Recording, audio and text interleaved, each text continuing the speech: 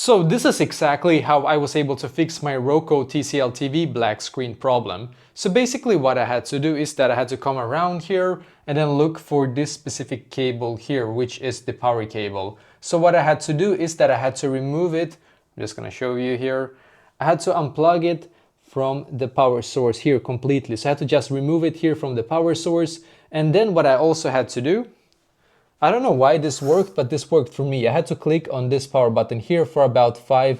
You can click on it for about 10 seconds, but I clicked on it for 5 seconds. Just clicked and hold on it for 5 to 10 seconds. And then after that, what I did is that I just basically turned this one back on here. And then I took my remote and I was able to actually get it to work finally. So this took about, this took a while to be able to figure out, to be honest.